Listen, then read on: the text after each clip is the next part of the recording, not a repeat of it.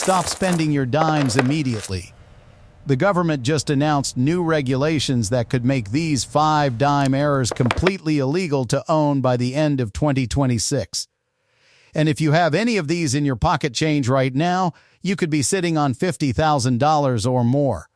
I'm going to show you exactly what to look for, but first pause this video, grab every dime you can find and check them against what I'm about to show you. Because once these regulations go into effect, these coins will disappear from circulation forever. Just last month, a collector in Ohio found one of these error dimes in his car's cup holder. He sold it at auction for $47,000. Another collector in Texas found 3 of these errors in a single roll from the bank that's over $150,000 from a $10 roll of dimes. But here's what's really crazy. The government is specifically targeting these error dimes because they contain metal compositions that violate new federal regulations. That means every single one of these errors you find today could be worth exponentially more once they're banned. I've been tracking dime error sales for the past 6 months, and the prices are absolutely exploding. What sold for $5,000 in September is now selling for $20,000. What sold for $10,000 is now hitting $50,000 at auction. And according to my sources at the U.S. Mint, the official announcement about these dime regulations is coming within the next 60 days.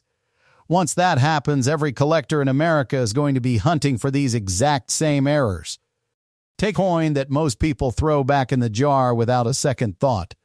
A 1947 Lincoln Wheat Penny. 15 cents in a dealer's junk bin. That's what they'll tell you. But they're wrong. Because in January 2025, a single 1947 wheat penny sold at Heritage Auctions for $26,400. 1 penny. $26,000. And with the penny ban looming, that number is about to look like a discount. Here's why this coin is so dangerous to ignore. The San Francisco Mint struck only 99 million pennies in 1947. That sounds like a lot until you realize Philadelphia made 190 million and Denver made 194 million. San Francisco made roughly half of what the other 2 mints produced. But here's where it gets wild. Of those 99 million coins, only about 13,000 are estimated to survive in collectible condition today. That's a survival rate of 1 out of every 7,600 coins. The rest were melted, lost, damaged, or destroyed over nearly 80 years of circulation. And once the penny ban takes effect, there won't be any more entering circulation. Ever. What survives is all there will ever be. Now flip this coin over and look at the reverse. You see those 2 wheat stalks framing the words 1 cent? This is why collectors call them wheat pennies. But what you really need to focus on are the details between those stalks. Because the 1947 has a documented double die obverse error that most people walk right past. The variety is cataloged as FS101, and it shows clear doubling on the letters of In God We Trust and on the date. The doubling is subtle on worn coins, but on a well-preserved example it jumps right out at you. A double die 1947 in MS64 grade has sold for $748. In MS67, that price climbs past $3,000. And the thing is, most people who own this coin have never flipped it under a magnifying glass to check. But the double die isn't even the only error to hunt for. The 1947 also comes with a repunched mint mark variety, cataloged as FS504. What happened is the San Francisco mint worker who punched the mint mark into the working die didn't get it right the first time. So they punched it again. And now if you look closely below the date, you'll see a second ghost image of the slightly offset from the primary one. It's literally an S over S. In MS67, that repunched mint mark error has sold for $1,350 for a coin that most people think is worth 15 cents. And there's one more thing that makes the 1947 special that almost nobody talks about. 1947 was the first year the United States Mint restored the original bronze composition after World War II. From 1944 through 1946, pennies were struck from recycled ammunition shell casings. They removed tin from the alloy, making those coins technically brass, not bronze. But in 1947, the mint brought tin back into the formula, returning to the original 95% copper, 5% tin and zinc recipe that had been used since 1909. That makes the 1947S the first San Francisco penny in 5 years struck in true bronze. Collectors who understand metallurgy pay a premium for that distinction, especially when the coin still shows its original red copper luster. So when you're going through your wheat pennies and you find a 1947 with that little s below the date, do not toss it in the 15-cent pile. Check for doubling on In God We Trust. Check for a repunched mint mark. Check the color. Because the difference between a coin worth 15 cents and a coin worth $26,000 is 5 minutes with a magnifying glass. And once the penny ban makes these coins impossible to find in pocket change, that window closes forever. Take a look at this dime. Go ahead. Really look at it. It's dark. It's scratched up. It's been sitting in someone's pocket for over 70 years. Most people would walk right past this coin without thinking twice. It's a 1953 Roosevelt dime from the Denver Mint, and honestly, it looks like something you'd find stuck between your couch cushions. But here's what nobody tells you. This exact coin, in the right condition and with one specific detail, has sold for over $28,000 at auction. And the person who sold it had no idea what they had until a coin dealer nearly fell out of his chair looking at it. Let me explain exactly what makes this dime so special, and more importantly, how you can check yours in about 10 seconds.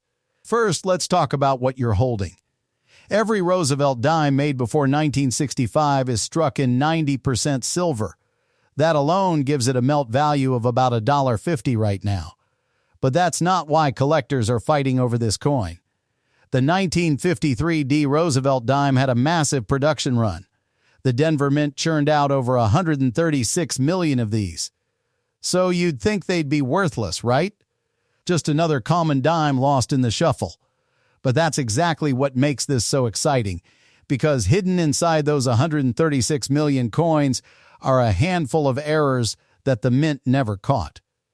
And those errors are what turn a 10-cent coin into a 5-figure payday. Here's the first thing you need to check.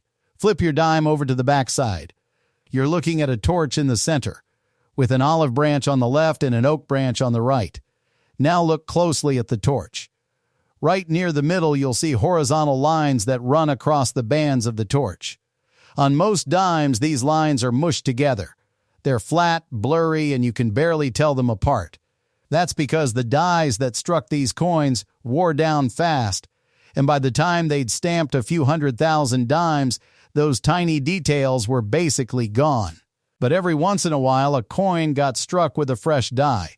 And when that happened, those horizontal lines came through perfectly crisp, perfectly separated, with a clear gap between each band. Collectors call this a full band strike, and it is the single most important thing that separates a $2 dime from a $28,000 dime. I want you to grab a magnifying glass right now. You don't need anything fancy, even your phone's camera zoomed in will work. Look at those horizontal bands on the torch and ask yourself one question. Can I see a clear, unbroken separation between the bands? If the answer is yes, do not spend that dime. Do not put it back in your change jar. You could be holding something worth thousands of dollars. Now, here's why this gets even crazier. The 1953 D is one of the hardest dates to find with full bands in the entire Roosevelt dime series. Think about that for a second. They made 136 million of them. But because of the way the Denver Mint operated their presses that year, the dies wore down faster than usual. Some experts estimate that fewer than 1 in every 50,000 1953 D dimes has true full bands. That means out of 136 million coins, there might only be a few thousand in existence. and most of those have already been found and locked away in private collections. But here's the part that should make your heart beat a little faster. Coin rolls from the 1950s are still showing up at banks. Estate sales happen every single week. Old piggy banks get cracked open. Jars of change get dumped on kitchen tables. And every single time that happens, there's a chance that one of those dimes is a 1953D with full bands that nobody has ever looked at twice. Let me tell you about a collector named David from Pennsylvania. David had been collecting coins casually for about 3 years. Nothing serious, just pulling interesting-looking coins out of his change and dropping them in a shoebox. One Sunday afternoon, he decided to go through that shoebox with a cheap magnifying glass he bought at a dollar store. He wasn't expecting much. He'd already gone through most of the quarters and pennies and found nothing special. But when he got to his dimes, he noticed one that was darker than the rest. More toned, more beat up. It was a 1953D. He almost tossed it back in the box, but something told him to flip it over. He looked at the torch, and even through all that grime and toning, he could see it. The bands were fully separated. Every single one. Clean, crisp lines with visible gaps between them. David sent that dime to a professional grading service, and when it came back, it was authenticated as a 1953 D full-band Roosevelt dime.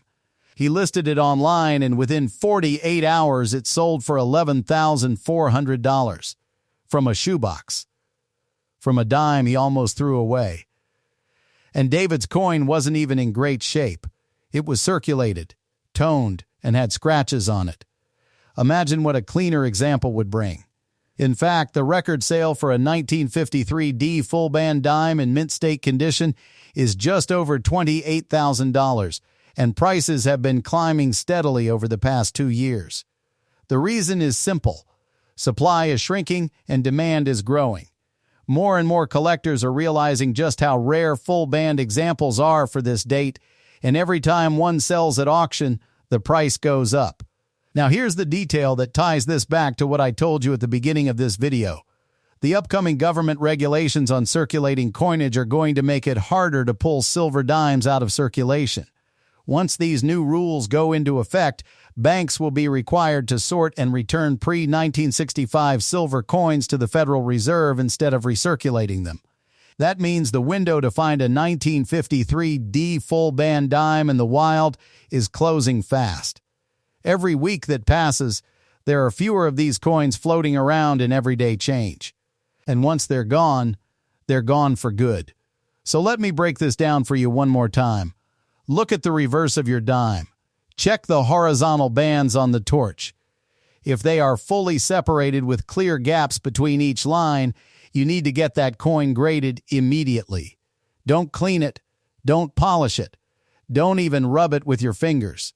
The oils from your skin can actually reduce the grade and cost you thousands of dollars. Put it in a plastic flip or a small Ziploc bag and take it to a professional. Because what looks like a dirty old dime from 1953 could be your ticket to a payday you never saw coming. And if you think that's impressive, wait until you see the next dime on this list. Because the error on this one is so subtle, most coin dealers miss it completely. Now this $85,000. That's what one single 1925 penny sold for at heritage auctions. Not a gold coin. Not a silver dollar. A copper penny from the roaring 20s that most people would toss in a junk jar without a second look. And with the penny ban looming, coins like this are about to become relics of a dead currency. The kind of relics that collectors will fight over. The 1925 wheat penny was struck at 3 mints, Philadelphia, Denver, and San Francisco, and the total production was just under 189 million coins. That sounds like a lot until you realize that the survival rate in collectible condition is absolutely brutal. Out of nearly 140 million Philadelphia pennies, only about 5,500 high-grade examples still exist. That's a survival rate of 0.004%. Denver? Only 750 survivors from 22.6 million struck. And San Francisco is the real shocker. Out of 26.4 million coins, only about 450 have survived in high grade. That's a survival rate of 0.0017%. Almost every single one of them was used up, worn down, and destroyed by a century of circulation. Now here's what makes the 1925 D penny a monster. A single 1925 degraded MS-66 red, meaning it still has its original copper color, sold for $85,500. Let that sink in. A penny. $85,500. And the reason is simple. Denver pennies from this era have notoriously weak strikes. Finding one with sharp detail on Lincoln's hair, clean wheat lines on the reverse, and full original red luster is like finding a unicorn in your pocket change. But the errors are where this coin gets truly dangerous for your wallet. The 1925 S double die obverse, cataloged as FS101, is one of the most thrilling finds in the entire Lincoln cent series. During the die-making process, the hub impressed the design onto the working die twice at slightly different angles. The result is a ghostly doubling effect you can see on Lincoln's eye. It looks like he has an extra eyelid. You'll also catch it on the letters of Liberty and In God We Trust under magnification. Confirmed examples in circulated condition sell for $50 to $200, and an MS-65 brown specimen sold for over $1,100 at auction. But here's the trick most people miss. True double dies show three-dimensional, shelf-like doubling. If the doubling looks flat and mushy, that's worthless machine doubling. You need that sharp raised separation between the impressions. Then there's the 1925 S/S repunched mint mark, cataloged as FS501 and listed in Konicka's top 100 RPMs. Back in the 1920s, mint workers had to punch the S mint mark into each die by hand using a small steel rod. Sometimes the first punch missed or wasn't deep enough, so they'd punch again. That second strike created a visible shadow, two S mint marks layered on top of each other. An MS-64 red example sold for $1,920 at auction. Even circulated examples with clear repunching trade for $100 to $500. Look directly below the date. If you see what looks like extra curves or serifs attached to the S, you might be holding a small fortune. And don't overlook off-center strikes.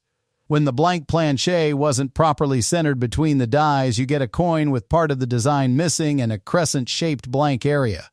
A 1925 penny struck 50% off-center, but still showing the full date can sell for $200 to $500.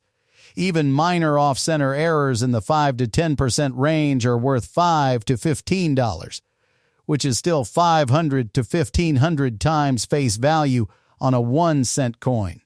The 1925 wheat penny is 100 years old this year. It survived the Great Depression, 2 world wars, and a century of being ignored in jars and drawers. And now, with the penny facing elimination, every single one of these becomes a permanent artifact, a piece of American history that will never be minted again. Check your wheat pennies. Check the mint mark. Check for doubling. Because a coin worth a fraction of a cent at face value could be worth your entire car payment. Next dime is the one that makes coin dealers lose sleep at night. And I'm not exaggerating. Take a look at it. It's dark. It's grimy. It's got scratches all over it, and it honestly looks like something you'd find on the floor of a laundromat. It's a 1962 Roosevelt dime from the Denver Mint. And if you looked at it for 5 seconds, you'd probably toss it right back into your change pile without thinking twice. But I need you to listen to me very carefully right now.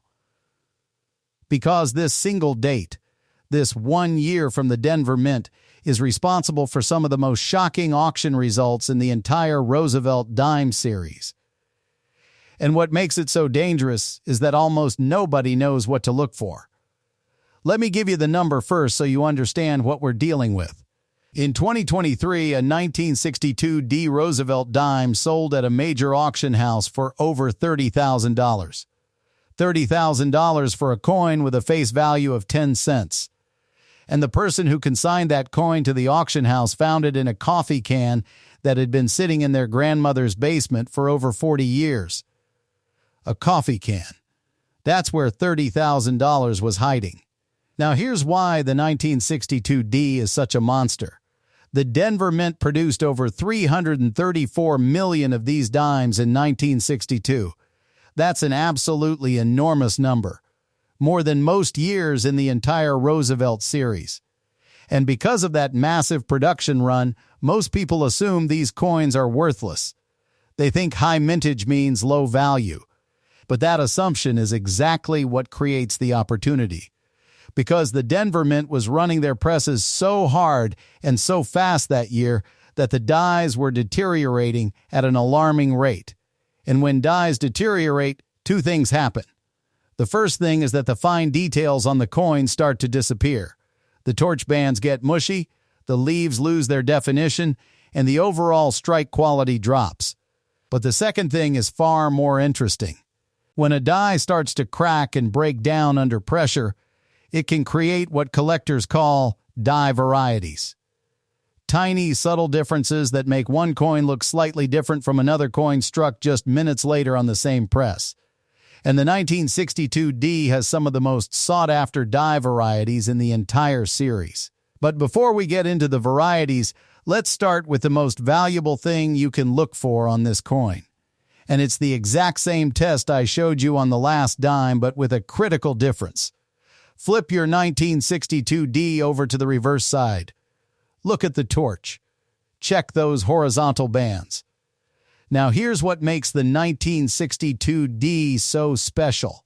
Because of the speed and pressure the Denver Mint was using that year, finding a 1962 D with fully separated bands is astronomically rare.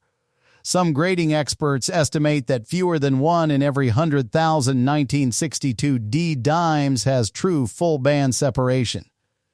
Think about that for a moment. They made 334 million of these coins, and statistically there might be only 3,000 or so with perfect full bands in existence. And a huge number of those have already been found, graded, and locked away in collectors' vaults where they will never see the light of day again. That's why prices are going through the roof. When supply is that limited and demand keeps growing, every single example that surfaces becomes a bidding war. The $30,000 sale I mentioned was for a coin-graded Mint State 67 with full bands.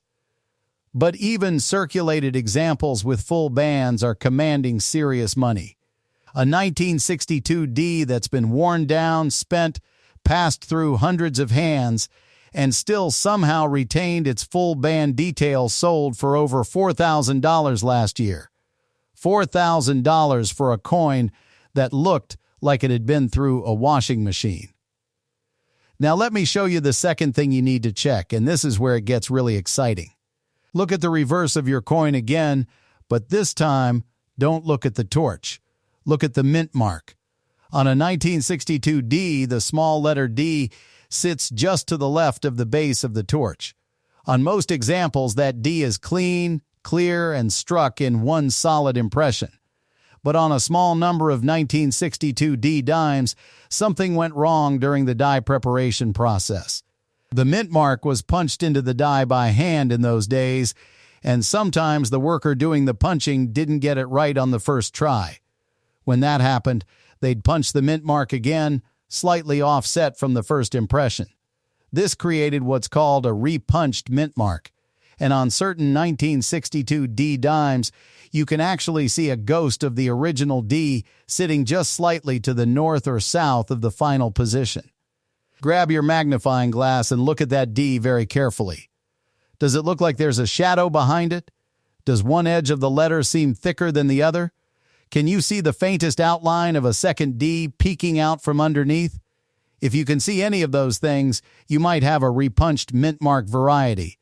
And depending on which specific variety it is, that coin could be worth anywhere from $500 to over $8,000. There are at least 4 documented repunched mint mark varieties for the 1962 D, and coin variety specialists have been hunting for new ones for decades. But here's the part that should really get your attention. There is one specific 1962 D variety that collectors have nicknamed the Super D. On this variety, the mint mark was punched so dramatically off-center the first time that the repunch is visible to the naked eye. You don't even need a magnifying glass. You can literally hold the coin at arm's length and see that something is wrong with the D. It looks too thick, almost like it was bolded. And if you have one of those, you are holding one of the most sought-after Roosevelt dime varieties of the entire series. The last confirmed Super D 1962 dime sold at auction for just under $12,000, and it wasn't even in great condition. Now let me connect this back to what's happening right now. Remember what I said at the beginning of this video about the government pulling silver coins out of circulation. Every 1962 D Roosevelt dime is made of 90% silver. Every single one. And once the new federal regulations take effect, banks will be required to sort these coins out instead of putting them back into circulation. That means the chance of finding a 1962 D in your pocket change at a bank or in a roll of dimes you order from your local branch is shrinking by the day. I talked to a coin roll hunter last week who told me he used to find 3 or 4 silver Roosevelt dimes in every box of dimes he ordered from the bank. Now he's lucky to find one. The silver is being pulled out faster than ever, and once these regulations are official, it's going to accelerate to the point where finding a silver dime in circulation becomes virtually impossible. So here's exactly what you need to do. Every dime that crosses your hands from now on, check the date first. If it says 1962 with a D mint mark on the reverse, pull it immediately. Then check the torch bands for full separation. Then check the mint mark for any sign of repunching. Even if it doesn't have full bands or a repunched mint mark, a 1962 D Roosevelt dime in silver is still worth more than face value just for the metal content. But if you find one with full bands or that Super D variety, you could be looking at a life-changing amount of money from a coin that most people wouldn't bother to pick up off the sidewalk. And what I'm about to show you next might be the most underrated dime in American history. Collectors have been sleeping on this one for years, and the prices are just now starting to explode. Now, or more. 1957. Eisenhower is in the White House, gas costs 24 cents a gallon, and deep inside the Denver Mint, a worker just made a mistake that would be worth more than a brand new car 68 years later. He's holding a steel punch with a tiny letter D on the end, and he's about to stamp it into a working die. But his hand slips. The D lands slightly off, so he lines it up again and strikes it a second time. Still not perfect. He hits it a third time. 3 punches, 3 slightly different positions, and now that die has a D that looks like it's vibrating, like it's shaking, like it's screaming at you from the surface of the coin. That die went into production, and it struck thousands of pennies before anyone noticed. And today, one of those pennies sitting in your jar, in your junk drawer, in a roll you picked up from the bank could put $4,000 in your pocket overnight. This is the 1957 D over D over D repunched mint mark, and it is one of the most dramatic RPM errors in the entire Lincoln cent series. Most repunched mint marks are subtle. You need a loop. You need perfect lighting. You need patience. Not this one. This one hits you in the face. The tripling on the D is so strong, so visible, that even a beginner with a $5 magnifying glass can spot it. And that's exactly what makes it dangerous. Dangerous for the people who don't know what they're looking at, because they're throwing money in the trash every single day. Let me explain exactly what a repunched mint mark is and why the mint can never make this mistake again. Before 1990, mint marks were not part of the master die. They were added by hand. A worker at the branch mint would take a steel punch and physically hammer the mint mark letter into each individual working die. Think about that. A human being standing at a workbench, trying to perfectly position a tiny letter on a hardened steel surface and hit it with exactly the right force in exactly the right spot. Every single time. Thousands of dies a year. It's a miracle there aren't more errors. When the punch landed in a slightly different spot on the second or third strike, you got a repunched mint mark. The old position and the new position both show on the die, and every coin struck from that die carries the evidence. In 1990, the mint changed everything. They started engraving the mint mark directly into the master die using machines. No more hand punching. No more human error. No more repunched mint marks. Ever. That means every single RPM in existence was made before 1990, and they will never, ever make another one. The supply is locked. It's done. It's finished. And when the penny gets eliminated, these coins become historical artifacts from a process that no longer exists, struck on a denomination that no longer exists. That's 2 layers of extinction on one coin. Now here's where the money is. A 1957 D penny in average circulated condition is worth 1 cent. Maybe 2 cents for the copper. Nobody cares. But a 1957 D with the D over D over D repunched mint mark in choice uncirculated condition is sold for over $4,000. That is a 400,000% increase in value from a coin that most people wouldn't even bend down to pick up off the sidewalk. And here's the thing, circulated examples still carry serious value. Even in fine or very fine condition, confirmed RPM varieties of this coin sell for $200 to $500 depending on the strength of the repunching. You don't need a mint state gem to cash in on this one. So how do you find it? Grab every 1957 D penny you can get your hands on. Check the D mint mark below the date on the obverse. You're looking for doubling, tripling, or any shadow of a second D peeking out from behind the primary one. On the strongest examples, you'll see 3 distinct impressions stacked on top of each other, slightly offset. It almost looks like the letter is moving. If you see anything unusual, compare it to the known RPM varieties listed in the Cherry Picker's Guide. The 1957 D has multiple recognized RPM varieties, but the D over D over D triple punch is the king. This coin is a perfect example of why you need to check every single penny that crosses your path. Not just the old ones, not just the ones that look special, every single one. Because the difference between a coin worth 1 cent and a coin worth $4,000 is invisible to the naked eye. You need magnification, you need knowledge, and you need to actually look. Most people never look. Most people will never know what they had. But you're not most people. You're watching this video and now you know exactly what to search for. 50. Now I need you to forget everything you think you know about modern dimes for the next few minutes. Because this coin right here is the one that trips up even experienced collectors. It's a 1967 Roosevelt dime. No mint mark. Heavy wear. Dark, ugly toning that makes it look like it's been sitting at the bottom of a swimming pool for 50 years. If you dumped a handful of change on a table, this is the coin your eyes would skip over completely. And that's exactly why people are making thousands of dollars finding these. Because nobody is looking. Let me hit you with a number that's going to sound absolutely ridiculous. A 1967 Roosevelt dime sold in early 2024 for over $10,000. $10,000 for a coin that most people alive today have probably held in their hand at some point and spent without a second thought. And here's the part that really gets me. The coin that sold for $10,000 wasn't some pristine museum piece locked behind glass.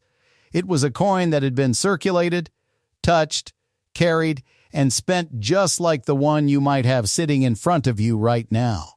So what makes the 1967 so special? To understand that, you need to know what was happening at the United States Mint in 1967. And this is where the story gets really interesting. In 1965, the government made one of the biggest changes in American coinage history. They removed silver from dimes and quarters.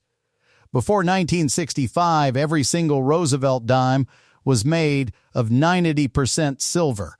After 1964, they switched to a copper-nickel clad composition.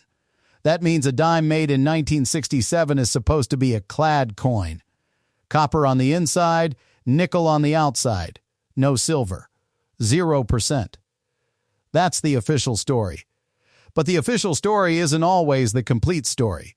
During the transition from silver to clad coinage, the United States Mint was running at full capacity.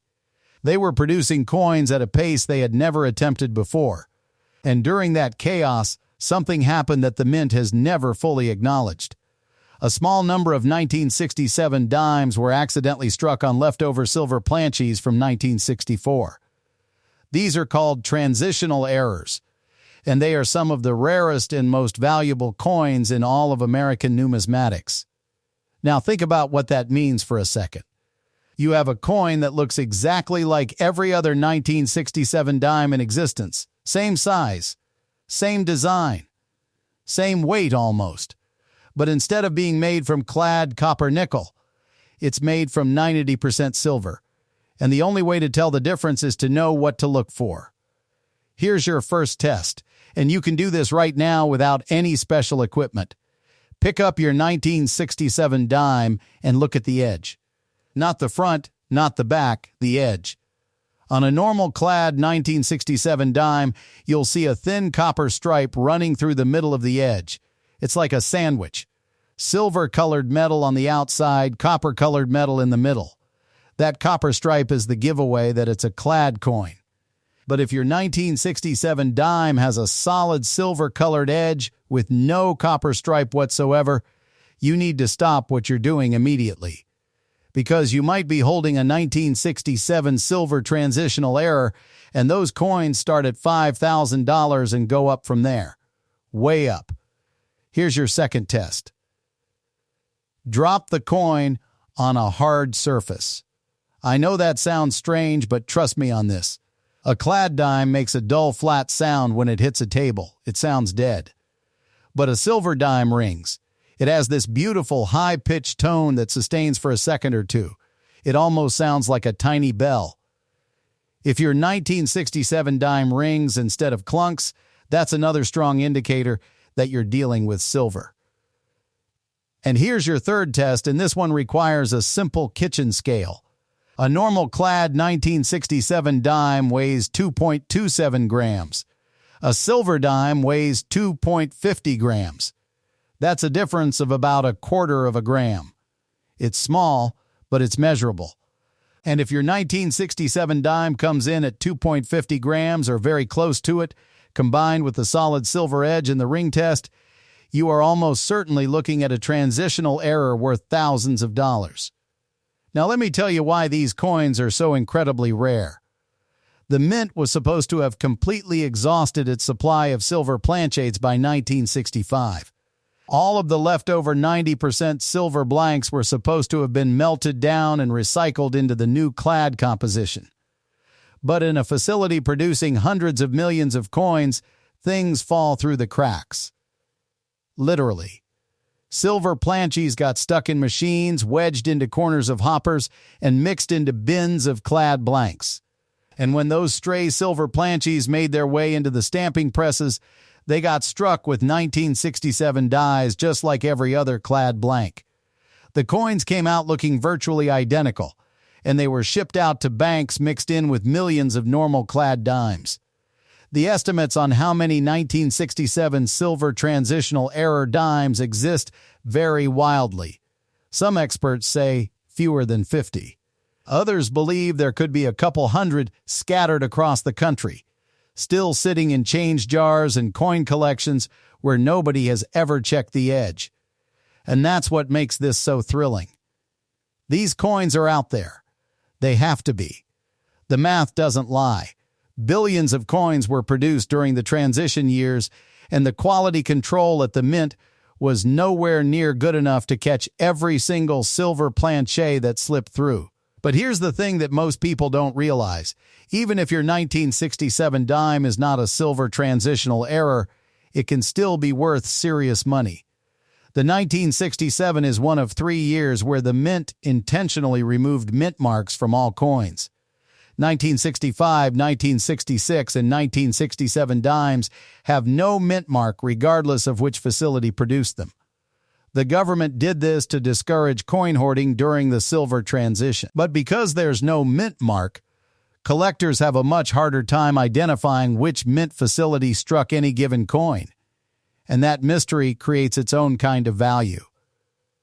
There are documented die varieties for the 1967 dime that are extremely scarce. Double die obverse varieties where the date or the word Liberty shows subtle doubling. Repunched date varieties where the numbers appear to have been stamped slightly off position. And clash die varieties where the design from the obverse die transferred a ghost image onto the reverse die, leaving faint traces of Roosevelt's portrait visible on the torch side of the coin. Each of these varieties can be worth anywhere from $300 to several $1,000s depending on the severity and the condition. And remember what I keep telling you about the new regulations. The 1967 dime is a clad coin, so it won't be pulled from circulation for its silver content. But here's the catch. Collectors who are stacking silver Roosevelt dimes are also buying up key date clad dimes as part of complete sets. And the 1967, with its no mint mark status and its transitional error potential, is one of the most actively sought-after dates in the clad series. Prices have jumped over 30% in just the last 18 months, and with the ban driving more attention to Roosevelt dimes across the board, that trend is only accelerating. So here's what I need you to do. Check the edge. Do the ring test. Weigh it if you can. And even if it turns out to be a normal clad dime, check for doubling on the date and on the word Liberty with your magnifying glass. Because this is the coin that rewards people who look closely. And one careful look could be the difference between 10 cents and $10,000. Now, the next dime on this list is one that even I was shocked to learn about. And when I tell you what happened at the mint the year this coin was made, you're going to understand why collectors are calling it a ticking time bomb. All $2,900. That's what one 1927 D Lincoln penny sold for at auction. A single coin made almost 100 years ago at the Denver Mint, sitting in somebody's collection, worth more than most people's annual salary. And the terrifying part is this. Millions of these coins were made, 27 million to be exact, and the overwhelming majority of them were spent, lost, melted, or thrown into junk drawers and forgotten. But the ones that survived, the ones that still have that blazing original copper color, those are the coins that are rewriting the record books right now. Let's talk about why 1927 was a trap year at the Denver Mint. Before 1927, Denver had a serious problem. Their dies were cracking. Their strikes were sloppy. Coins were coming off the presses with weak details, mushy lettering, and flat features. It was a mess. But 1927, that was the year Denver finally got it right. The strike quality jumped. The details sharpened up. And that created something collectors are absolutely obsessed with, a perfect storm of lower mintage and higher quality. Only 27 million 1927 D pennies were made compared to 144 million from Philadelphia. That's roughly 5 times fewer coins. And of those 27 million, the number that survived in pristine, uncirculated, full red condition, you could probably fit them all in a single shoebox. Now here's where it gets really interesting. Grab any 1927 D penny and flip it over. Look at that little D mint mark sitting right below the date. Does it look a little off? Does it look like there's a ghost of a second D right next to it? If so, you might be looking at the FS 501 repunched mint mark, one of the most sought-after Lincoln cent varieties of the entire 1920s. Here's what happened. Back in the 1920s, mint workers had to punch those tiny mint mark letters onto the dies by hand. A steel punch, a hammer, and a human hand trying to get that letter perfectly positioned. And sometimes they missed. They'd strike it once, realize the placement was slightly off, and then punch it again in the correct spot. But the damage was already done. That first impression left a ghost image, a shadow of the letter sitting just north of where it was supposed to be. And that mistake, that tiny fraction of a millimeter of human error, turned a 1-cent coin into an $800 coin at the MS-63 brown grade level. That's the auction record for a confirmed FS 501. But repunched mint marks aren't the only thing hiding on these coins. The 1927 Philadelphia issue, the no mint mark version, has its own double die obverse, classified as FS 101. We're talking about visible doubling on the lettering of "In God We Trust and Liberty." A dramatic example in MS-64 red sold for over $1,200. And these aren't the kind of errors that require a NASA microscope to find. Strong doubled dies on the 1927 are visible under a basic $10 loop. The doubling shows up on the letters as a shelf-like effect, as if each letter has a tiny ledge underneath it. Once you see it, you can never unsee it. And then there's the error that nobody talks about, the lamination error. When the copper planches were being prepared, sometimes the metal didn't bond properly. Impurities in the alloy created weak spots between layers of the coin's surface. Over time, those weak spots crack, peel, and flake off, leaving a coin that looks like it's literally shedding its own skin. On the 1927D specifically, there are confirmed examples with bright streak laminations. Long, shiny lines cutting across the surface of the coin where the metal separated. These coins are selling on auction sites right now for $50 to $65, even in heavily circulated condition. And the really dramatic ones, the ones with large flaps of metal lifting off the surface, those can push past $100. There's also the wood grain error. This one is wild. Some 1927 pennies, especially the San Francisco issues, developed a surface pattern during the minting process that looks exactly like the grain of a piece of wood. Alternating light and dark streaks running across the face of Abraham Lincoln, across the wheat stalks, across everything.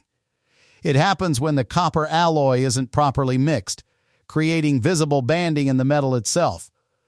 Bold wood grain examples sell for $25 to $50, and the exceptionally dramatic ones push higher. So what should you be looking at when you hold a 1927D in your hand? 3 things.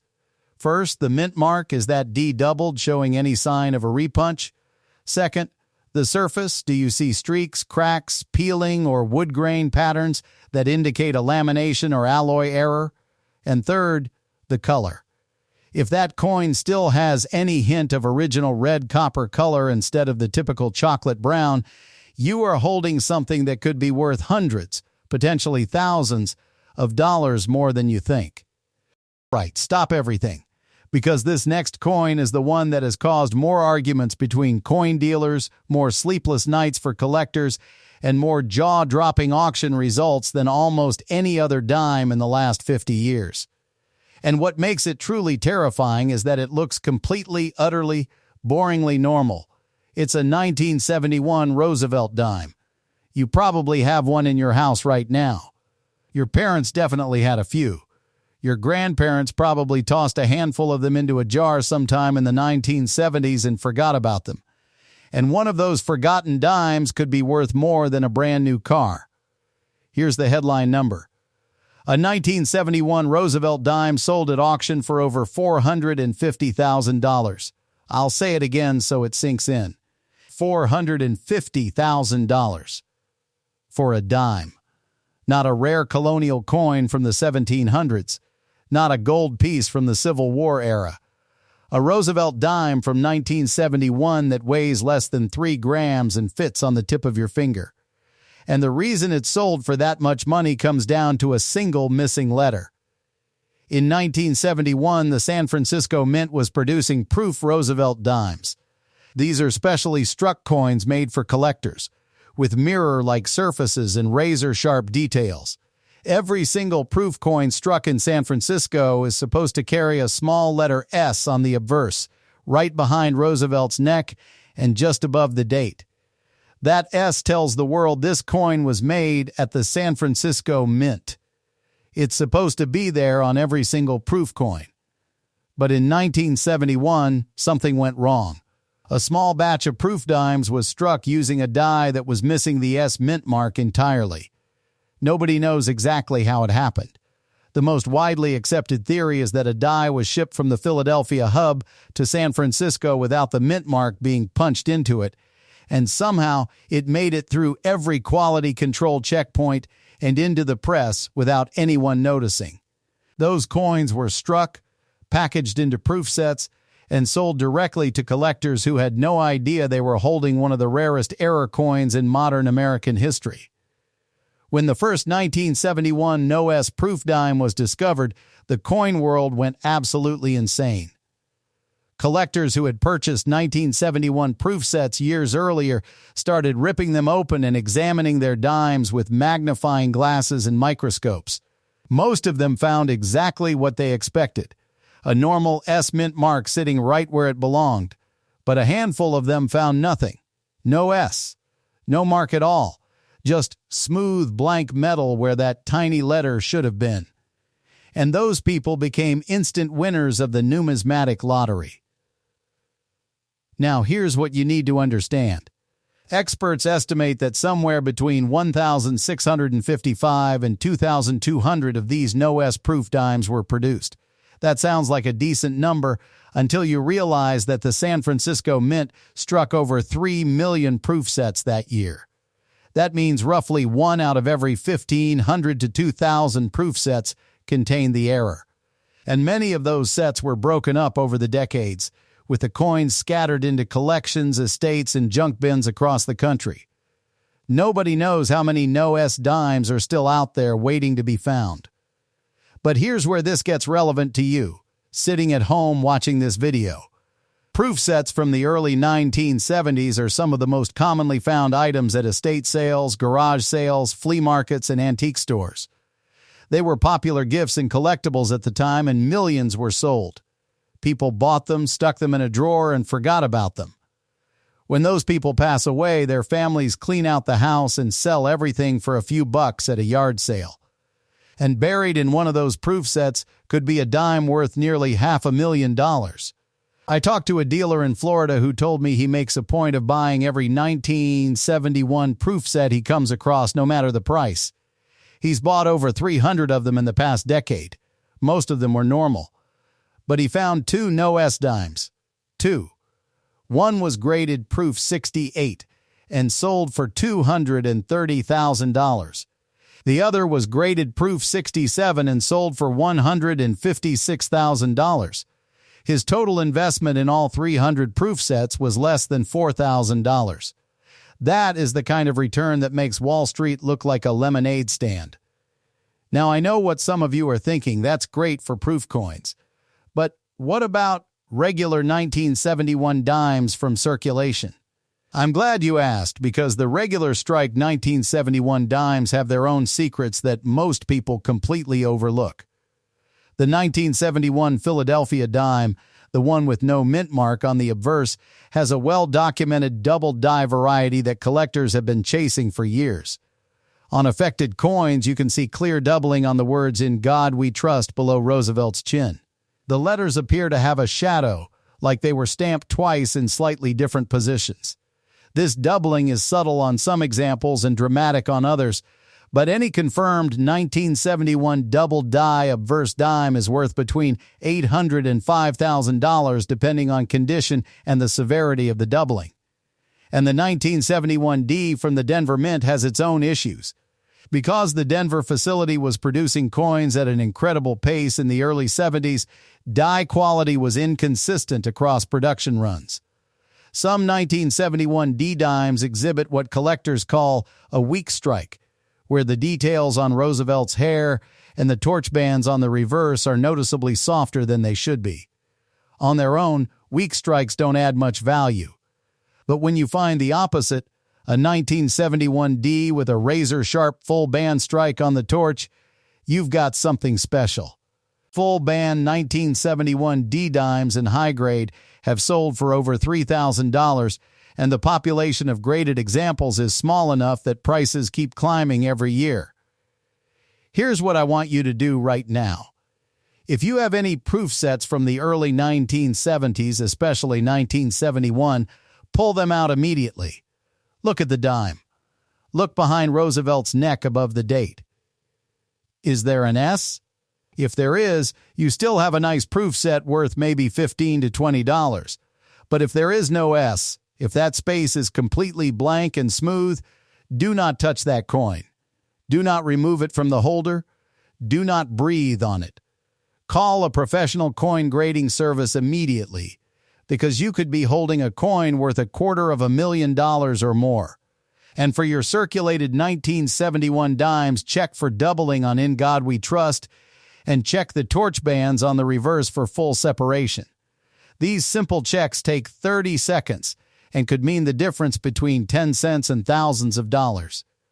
Now, the next dime I'm going to show you is the one that coin dealers have been quietly hoarding for the past 2 years. And when you see the auction numbers, you'll understand exactly why they've been keeping this one a secret. $45,000. That's what a single 1937 S Lincoln cent sold for, and the person who found it had no idea what they were holding. They almost spent it. Almost tossed it into a tip jar at a coffee shop. One more second of carelessness and $45,000 would have disappeared into someone's cash register forever. But they didn't. Something told them to look closer. Something told them to flip that coin over one more time. And what they saw changed everything. The 1937 S is one of the most dangerous wheat pennies in existence. Dangerous because it looks so ordinary. It doesn't scream rare. It doesn't have a weird color or an obvious crack running across Lincoln's face. At first glance, it's just another old brown penny from the San Francisco Mint. And that's exactly why so many people have already thrown them away. That's exactly why the ones that remain are becoming more and more valuable with every passing year. And now, with the penny ban about to wipe this coin off the face of the earth permanently, the clock isn't just ticking. It's almost at zero. Here's what makes the 1937 S so special. San Francisco only struck about 34 million of these. That sounds like a lot until you realize that Philadelphia was pumping out 300 million pennies a year during the same period. 34 million is nothing. That's a drop in the ocean. And of those 34 million, most were spent. Most were circulated until Lincoln's face was nothing but a flat smudge. Most were melted. Most were lost.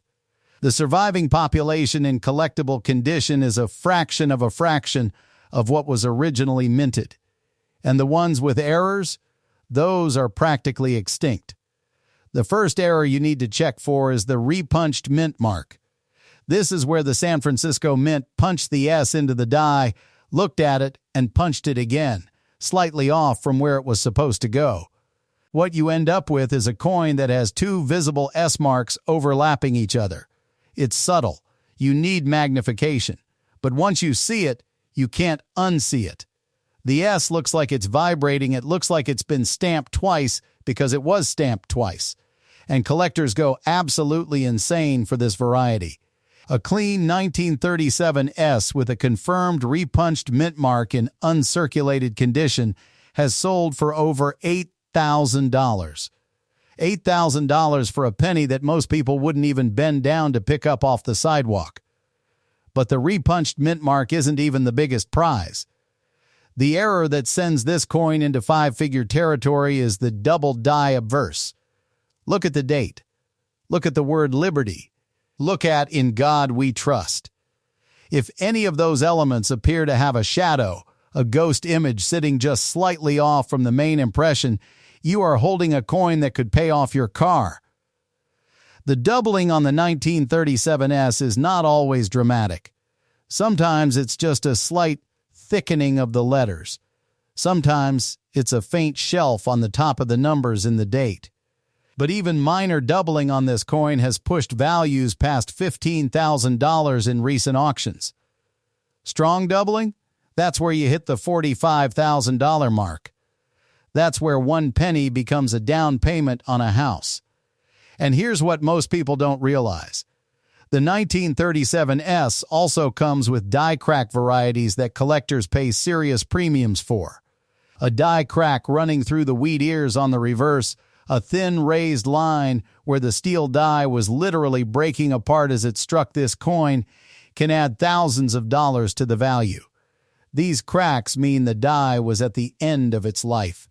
It was exhausted. It was fracturing under pressure. And the coins it produced in those final moments carry the scars of that destruction. Collectors don't see damage, they see history.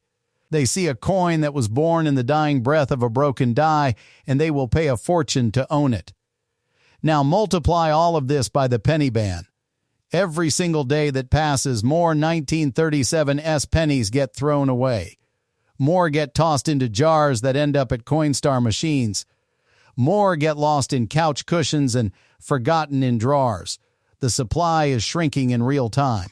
And when the ban hits and pennies are officially pulled from circulation, the remaining 1937 coins, especially the ones with errors, won't just be rare. They'll be relics. They'll be artifacts from a currency that no longer exists. And the prices will reflect that reality in ways that will make today's values look like pocket change. All right, coin number 5, and this one is going to surprise a lot of people. It's a 1973 Roosevelt dime, struck at the Philadelphia Mint. Now I know what you're thinking. A worn-down 73 dime? What's so special about that? Well, here's where it gets interesting. The 1973 Philadelphia dime had a massive mintage, over 315 million coins struck.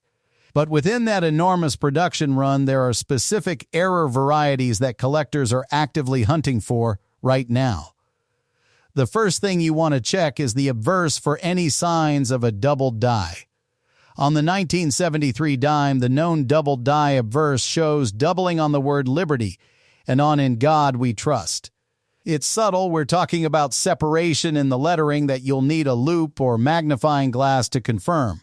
But when you find it, a confirmed 1973 doubled die dime in even circulated condition can bring $50 to $150. In uncirculated condition with strong doubling, you're looking at $300 to $500 or more. Now flip it over. The reverse is where the real money hides on Roosevelt dimes. You've heard me say it before, look at the torch bands. A 1973 dime with full torch or full band designation means the horizontal bands on the torch are fully separated and distinct. That separation tells you the coin received a strong, clean strike, and that's exactly what grading services and collectors pay a premium for. A 1973 P-dime graded MS-65 full bands has sold for $30 to $75. But bump that grade up to MS-67 full bands, now you're looking at $200 to $400. And in MS-68 full bands, which is extremely rare for this date, we're talking about $1,000 to $2,500. The other error to watch for is a repunched mint mark, except here's the thing. Philadelphia dimes in 1973 didn't carry a mint mark. So what you're actually looking for on a Philly coin are die cracks and cuds. If you see a raised line running from the rim through the lettering or across Roosevelt's portrait, that's a die crack. And if that crack is large enough to create a blob of extra metal on the rim, that's a cut error. And cut errors on Roosevelt dimes sell for $20 to $200 depending on the size and location. Now here's the big picture on why this matters. Like every other clad coin we've talked about today, the 1973 dime uses the same copper-nickel composition.